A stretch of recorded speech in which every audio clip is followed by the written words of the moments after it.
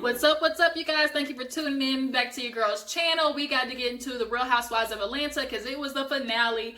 And I think like everybody else, everybody is just so glad for this season to be over. Like this saga between Lanithia, Big Body Leaks, and Kenya, old manipulative, messy ass. Like, I think we're over it. Like the war, the battle, everything, because it's kind of just getting old. I think everybody's just ready for a refresh of new girls. 12 seasons is a long ass time for Real Housewives of Atlanta, but I think we need some new, some new blood. Hopefully after this season, after this reunion, they're going to do the whole virtual reunion and everything. I hope that we just get something fresh, new. Bravo is ready to bring us like just something else, because at this point we already know Kenya's antics. We know who Lanithia is. Like, everything is pretty much the same, but we did get a rebirth of good old Mama Joyce. We all know her little bowl cut wig is always going to deliver something. She is back with the Todd mess, and Todd has every right to be annoyed and upset with Kandi and Mama Joyce at this point, because it's old and over. It's done with. It's stick a fork in it, Mama Joyce.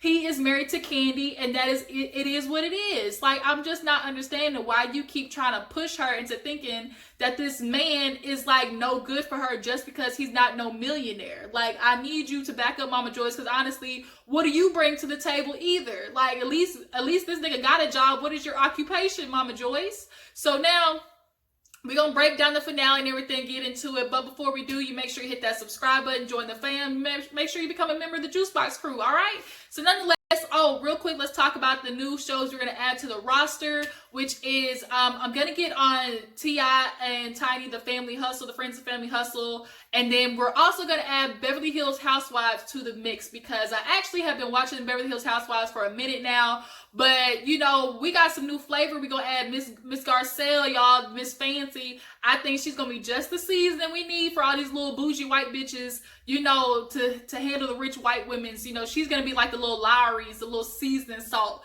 Now, if you knew, little white folks, y'all don't know what Lowry's is. It is the quintessential black seasoning salt. It has to say in the cabinet, okay? Niggas keep it in the cabinet for everything. You gotta have some Lowry's or you ain't got nothing. And that's what Miss Garcelle is gonna bring to this season of Beverly Hills. And I'm excited for every minute of it. So we're definitely gonna add that to the roster. But nonetheless, let's get into Real Housewives. So we open up with Cynthia talking to her daughter Noelle. She's enjoying LA. She's doing her acting classes. She's glad, she made a good decision. She feels like, going to LA.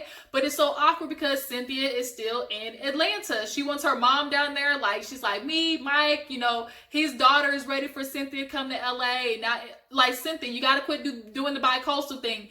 Some relationships can withstand, the long distance stuff, but for you and Mike, honestly, that's not gonna work. Like, you're gonna need to find, that forever spot, whether it be Atlanta or LA, but it's looking like it's gonna be LA, Cynthia. So just make sure you keep, Lake Bailey, yours, just for, a rainy day. Make sure you keep that bitch on the back burner. Obviously, you women on this show ain't got a good history with marriages. So make sure you keep that in your back pocket. But, make sure you go to LA and try to give this marriage an actual chance. But yeah, Noelle's just super excited, and from my understanding now, Noelle got a girlfriend. She done, decided she want to jump in the lady pond, I guess. She want to be out there kitty licking and stuff, but I guess, Noelle, you do you, boo-boo, no judgment here. So I think after that, we see Kandi go over to Mama Joyce's house, and here's where the BS starts. Mama Joyce has it out this old-ass lunchbox, and Kandi's like, what is this? She's like, oh, it's my traumatic story. And so she's like, huh? Now, she's like, I'll tell you my traumatic story after you tell me what's going on with you. So Kandi tells Mama Joyce about how her and Todd have been going through, marriage counseling and try to get through everything. And she's like, yeah, that's glad to hear y'all working on it. But let me tell you my story about the time I lost my money, which never let me trust nobody ever again. So basically, after Mama Joyce made this seem like this whole, Viola Davis how to get away with murder type traumatic story, at the end of the day, basically what it was is she got pimped out of her money from a little white girl at school. She's like, oh, let me hold your money. She's like, sure, I thought I could trust her, hand her over the money, and the girl ran off with it. And now, so Kandi's like, so ever since first grade, you ain't been trusting people? That's what you're trying to say? Now, Kandi basically took the hint of what Mama Joyce is saying, which is, I still don't trust Todd. She's mad over the whole beneficiary trust situation. I guess she feels like Todd is not going to take care of Riley, you know, whatever Kandi leaves. And it's like, Mama Joyce, they have been together for what, 5-6 years now? And this man has not done anything to Kandi as far as financially wise. Like, you keep trying to bring up this issue and it's nothing. And at this point, Kandi, you're not doing your marriage a service by not checking Mama Joyce when it comes to this. At this point, you need to sit her down and be like, look, this is my husband and you need to respect it. You ain't got to like it, but you gonna respect it. This man has, you know, been there for me emotionally, physically, you know, mentally, everything. He has been there for Kandi. And I mean, not for nothing, Mama Joyce, let's keep it real. If Kandi Burruss wasn't Kandi Burruss, like if she was a regular woman out there in the world being a teacher or whatever, doing a regular ass job, not her out here being a multi-millionaire, Todd would be a catch. Todd is making 6 figures, which is what, you know, why can't you be with no doctor or lawyer? He's out there making the same amount as doctors and lawyers, Mama Joyce. Just because he ain't got no, you know, MD in front of his name doesn't mean his job is any less, you know, efficient or any less of a provider. That nigga was making 6 figures on production. But because your daughter is Kandi Burruss, you're seeing it as like a downgrade. But any other woman in the world would love to go for a man like Todd, who has that type of career that is that stable. Like, Mama Joy, is not for nothing. Where's your nigga at? Like, where's your nigga that makes 6 figures? Okay. But no, you don't got that. You too busy living your little multi-million-dollar mansion that your daughter bought. Like, you constantly worried about people, you know, snatching your daughter's money, but low-key, you worry about them snatching yours, because that's what it's coming off like. You worry about what's going to happen after this woman dies. Like, damn, can she get in the ground yet before you worry about where the money's going?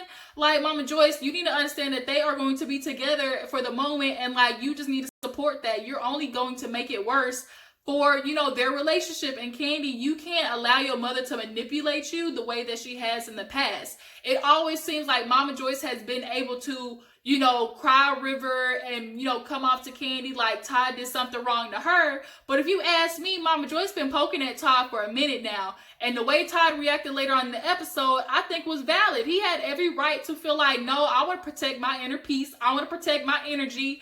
And leave it at that. Like, Kandi, it's time to put Mama Joyce in her place. But after that, we see Porsha has Lanithia Big Body Leaks over. And she tried to hug PJ when she came in. PJ went straight to crying. I said, there you go, PJ. PJ know what it is. She like, I don't trust this bitch. I'm letting you know, Porsha, cry. I'm crying. Mommy, take the warning. Like, PJ, her and that little mean mug. PJ got a serious mean mug, okay?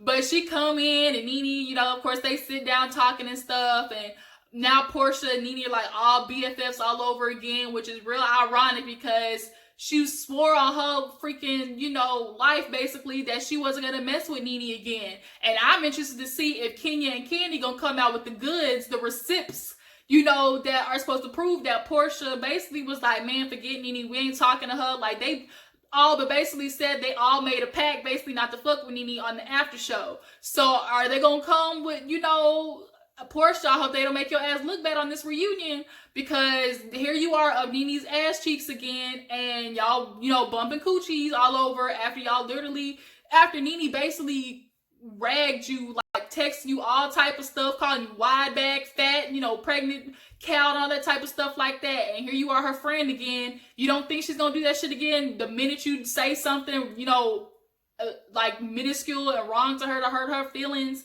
or to make her feel some type of way? You think she's not gonna do that shit again? Yeah. But nonetheless, they're, you know, up there talking about the whole Kenya situation, because Kenya does some little interview at her, I guess, hair launch somewhere, and TMZ basically caught Kenya saying Nene's a bully, she don't have no real friends, she, you know, doesn't think about anybody herself, you know, yada yada yada. And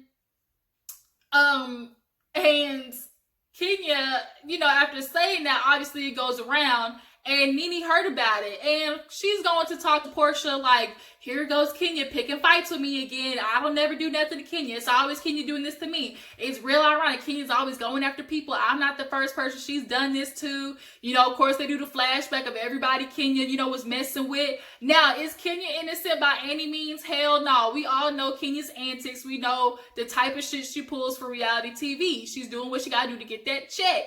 couldn't be me. Cause bitch, if you mess with me, try to pull a Kim Fields on me and pull that chair from under me, girl, you get mollywopped, okay? But Nene, also, you need to understand, like, this whole season, instead of being mad at Kenya, you honestly need to thank her, because you wouldn't be having nothing this season going on without Kenya Moore. And that's true tea, okay? That's the gag right there. You would not have a season if it wasn't for Kenya. You had to pick fights with her. You did this episode too. Like, Nene, do you have any real friends is the question? Like, do you? Because any type of person that, real friends is somebody that can tell you when you do wrong. And the minute somebody tells you that you do wrong, all of a sudden, you were never my friend. You only with me because I'm so-and-so and what I can do for you. Like, I can't trust you. You never really were there for me. And it's like, oh, okay, when we're good, we're good. But the minute I tell you something you don't like, we were never really friends. So do you really have any real friends? And these are the questions. Because real friends be able to call you out and you still, got love for them at the end of the day.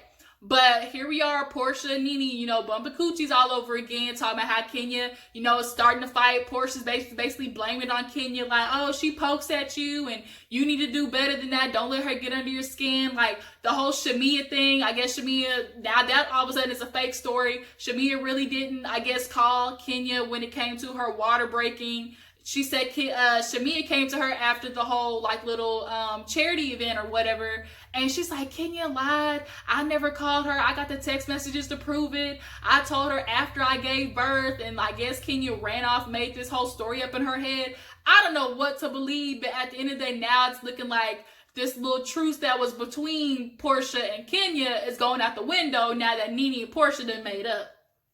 So Nene is getting ready for, ends up getting ready for, Kandi's baby shower. The theme is A Star is Born. She is calling Wendy. Now, seeing her, watching her and Wendy talk on the phone, I'm starting to realize where Nene felt like her and when Miss Wendell had that type of relationship where she could call her, the whole IG live situation where, Wendy hung up on her. Like, now I'm seeing why Nene felt like she could call her in the first place was because they've been gossiping about bitches in her closet. That's what's been going on.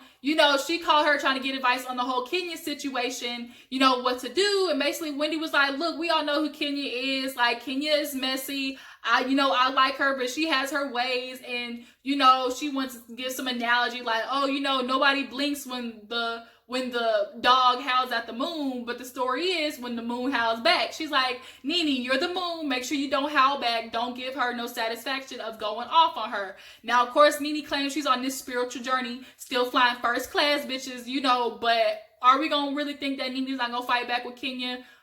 Nah, because bitch needs to try to figure out a way to stay on this show. She gonna fight with Kenya. If it's the last thing she gotta do, she gonna start a fight with Kenya, because bitch, she ain't got nothing else to keep her ass on this show. So yeah, everybody's getting ready. Things are awkward between Todd and Kandi because he's getting everything ready at the the baby shower while Kandi's getting dressed. And she calls him to let him know that Mama Joyce ain't coming. Now, here's where I have another problem. It's like, Mama Joyce, you're not coming to your grandchild's baby shower because Todd didn't come and say hi to you. Like, that's the pettiness that we're doing. Like, Mama Joyce, you need to, as old as you are, with your postmenopausal ass, like, you telling me you can't act like an adult. You didn't even have to come and hang around Todd, but the least you could do, if not for Todd, but to support your daughter. Like, Mama Joyce is very selfish when it comes to the situations in Kandi's life and how she doesn't understand what her actions, how it affects Kandi. She's very oblivious and I think just blissfully ignorant and choosing to be that way and realizing what her actions, how they affect Kandi and Todd's relationship. But nonetheless, now Kandi's mad at Todd, like, why did you have to choose today of all days to do it? All you had to do was come say hello. A hello doesn't cost you nothing. And Todd's on the phone like, look, I'm not doing this. Like, I didn't feel like going over there talking to your mama. That's just what it is. Like, I was hungry. I was in a mood. What am I going to go over there for her to just mess with me? And I agree with Todd. Like, he has been putting up with your mama, Kandi, unfortunately, for the past 5 freaking years. That shit is exhausting. What does he want to go over there and say hi to Mama Joyce for if he knows she's been saying all this negative shit behind his back? And you also ain't doing no favors by every time Mama Joyce says something about Todd, running to Todd and telling him. Like, that's not the smartest thing, Kandi. But now they kind of fighting over the phone, and it now gives them it puts them in an awkward space at the baby shower. So nonetheless, everybody's showing up, you know, looking real nice. Tanya showed up looking good, of course. Cynthia came in that natural wig, really like that. Porsha came, really, everybody looked really good, you know, everybody came in a nice sparkly get up and stuff like that.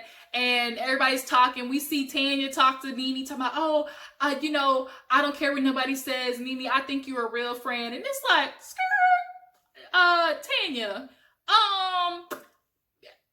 do we not remember what happened to you last time? Nene basically all but disowned you the minute you tried to talk to somebody else. Now all of a sudden she's a real friend, but I just think that Tanya's doing that because it was Kenya. Like, whatever Kenya said, Tanya was gonna say the opposite, because at this point she don't like that bitch, especially after everything she pulled with that whole cookie woman throwing that in her face. I don't think Tanya from this point on is not gonna fuck with Kenya, like, at all, and I don't blame her. But Kandi's getting ready, talking to Kayla, and it's talking about how Kayla wants to come home from New York all of a sudden. Now she's ready to be back home.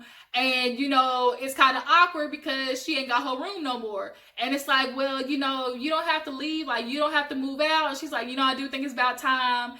And Kayla's 23, y'all. So, yeah, Kayla, unfortunately, it's about time for you to try to fly the coop and see if your wings work. You do not want to sit there and come home and basically prove Todd right, which is, oh, she's gonna be a spoiled brat, you know, doing nothing and living off us, basically. Now, Kayla, if you want to go to New York and pursue whatever fashion and stuff like that it was, then you need to do that. At least she did say, you know, I want to go and finish. But if you come back home, you better figure out something. You got to do a Noel. Like, figure out what you want to do. You gonna work or do something. But, like, you are 23. Now, Kandi's like, girl, I was 19 when I moved out. But, bitch, she wasn't in no Grammy Award winning goddamn group, okay? There's a difference. She wasn't out there making hits at 23. So, yeah, I think Kayla and Todd are always going to have this tumultuous relationship because I think he just, from him missing her childhood, he does not have that father-daughter bond with her. And I think she's at that age, too, where she kind of checks him a lot. And he doesn't know how to handle that. So he would rather be petty and throw pouts about it and not talk to her a month than address the issue and, you know, punish her by doing stupid petty stuff by not allowing Kandi to give her a birthday present. So they're going to have to figure that whole relationship out. But nonetheless, everybody shows up. Marlo looks really good in that fringe dress, hella cute. And so everybody's standing around talking. And of course, the whole thing with, oh, Eve is there. Eve looked really nice. That bitch was licking through her titties on the damn red carpet. All the floodgates was coming out of her nipples through that damn top. I was like, dang. Unfortunately, when you breastfeeding, sometimes it just come out. So good thing she had the blazer on, but everybody's, you know, catching up and stuff like that. Kandi saying hi. And of course, Kenya comes and it's awkward. She's ignoring Nene for the most part, but then everybody gets around each other. Here comes Marlo being Queen Messy. Talk about, oh, I can't see. I can't read that. Kenya, tell me what that says. She hands the phone over, and what is it? The daggum TMZ headline. Kenya says Nene doesn't have any real friend, is a bully. So, of course, Kenya's like, really, bitch? Like, Marlo's like, oh, is that just fake or a headline? She's like, bitch, you know it's real. You saw the video. And it's like, here go Marlo doing that stupid shit again, trying to poke. And you starting stuff and at the wrong time. Can we have one event where you bitches don't make it all about you? So now, here they go starting. Kenya's like, I do feel that way. Nene is a bully, always will be, and it's gonna stay that way. So of course now Nene gets into it with her because Nene came back down from a fight with Kenya. She's going out, really, bitch, oh, I'm a bully. And then Kenya's like, yeah, especially the way you tried to spit on me. Nene's like, I never tried to spit on you. And everybody's looking at her like, Nene, yeah, you did. And it's like, bitch, if I wanted to spit on you, I would have spit on you. And it's like, oh my God, like, here these two are arguing all over again. Now Kandi's like, this is not what I want right now. Like, can we not do this? She's already fighting with Todd. They over there, he's looking at her like, do you want to argue right now or do you want to enjoy the baby shower? They're sitting getting into it because all she wants him to do is apologize for not saying hi to Mama Joyce. And really, I think all Todd is feeling is like, girl, can you be on my side for once in the fact that your mama is doing me dirty and is, you know, putting all these, you know, seeds out there into the world about basically how much of basically of a lame-o I am or something. Like, what type of man, you know, do I have to be with you, you know, Miss Kandi Burruss? Like, if it weren't for Mama Joyce, would all those, you know, type of feelings about Todd would not be out there right now about how he's basically, you know, a cheapskate being with Kandi. But yeah, so now she's getting into it with Todd. Now all the girls are getting into it like this is not what she wants right now. So then Kenya gets up and walks around, I guess, to talk to Shamia and was like, Shamia, you know what I'm talking about, and walks behind Nene. And now everybody's feeling like, Kenya, why you walk your ass over there? Now look, Kenya, now we know you. Kenya, if there's anything Kenya could do, that bitch will antagonize somebody and she will poke. And that's what she was trying to do with Nene, because she knew if she was going to try and spit on her in Greek or Greece or whatever, she was going to try and do something to her right there, because Nene stood up in the middle of the fight in the beginning. So she definitely was trying to go over there and start some shit with Nene, if you ask me. She wanted to get close enough to her, whether she was in reach or, you know, put her finger up or something. That's what Kenya was waiting for. But the girls and everybody ended up splitting them up. Security had to come and break them up because Kandi and Todd are trying to do a speech for their surrogate on stage, and y'all asses are interrupting it with y'all rude ghetto asses. So now they split them up, and Porsha's over there talking to Nene like, see, Nene, this is what she does. You know, Kenya pokes, and it's like, Porsha, why are you even putting your 2 cents in it? Because it had nothing to do with you. And if you gonna want to be, you know, friends with Kenya, then you gotta be neutral in this bitch. But of course you're not. You're sitting there riding Nene's ass again, you know, right up behind her, picking up everything she dropped. Like, here you are again behind Nene's wide bag self with her goddamn 600 different noses. Like, Porsha, this is not for you to sit there and try to, you know, pick a side. And like, we already know Nene and Kenya are the same goddamn person, which is why they bump heads a lot. You know, Nene wants to call, Kenya wants to call Nene a bully, but Kenya's just as much one. She has been bullying people since she got on this damn show, you know, and so has Nene. Like, it's just, they are both the same exact person. But, yeah, so after that, you know, Kandi and them do the announcement of, you know, the surrogate and stuff. Then they do the names. Blaze or Banks. Honestly, I ain't like neither one of them names. Blaze is not a good name for a girl, but, you know, celebrities, they always have a baby. You try to give them some weird ass name. So Blaze ends up being the baby name. You know, I guess that's oh no, Todd. Todd finally gets on stage and apologizes because earlier he told Kandi he wasn't going to apologize till he felt like it. So I think after cooling down, talking to everybody, he's like, you know, I wasn't a good husband earlier. You know, I just want to apologize to my wife and Mama Joyce. And I really feel bad that Todd always has to be the one to suck it up and basically, you know, give up or give in to Mama Joyce to basically keep the peace. That shit's gonna get real old real fast, Kandi, and you need to like be there for your husband a lot more instead of allowing Mama Joyce to basically like manipulate you into thinking Todd is the problem. Because really Todd was not the problem in that situation. It was Mama Joyce. And you're going to have to, you know, start taking his side more because that is the person you married and that is the person you got to lay down with at night. It ain't Mama Joyce that's throwing that back out, you know, Monday, Wednesday, and Friday when you finally bring your ass home. That's not Mama Joyce. That's Todd. You know, he the one who break you in, break you off a little something, you know, give you a piece of dessert every now and then. Mama Joyce needs to find her somebody to do her like that so she won't be all up in Todd's business like she is now. Like trying to count his damn ducats. You know, she'd be worried about trying to count her own when she finally makes some. But yeah, that was the end of the episode, you guys. I mean, this season was obviously a lot of wars between most of the girls. I'm excited to see how the reunion is going to work out. But nonetheless, I'm kind of ready for the season to be over.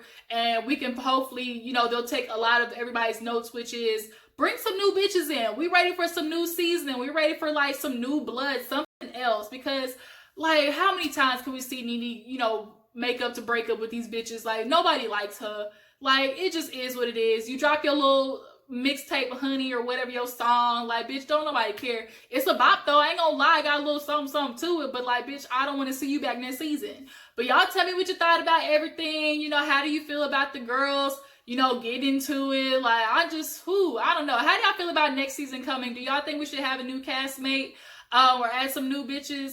But yeah, I appreciate you guys for tuning in. Hope you guys stay tuned. We'll be reviewing, you know, T.I. and Tiny, and we'll be doing Real Housewives of Beverly Hills. But I appreciate everybody for tuning in. Drop down in the comments what you thought about this season. And I'll catch you guys on the flip side. Don't forget to like this video, subscribe to my channel. I'll talk to you later. Deuces.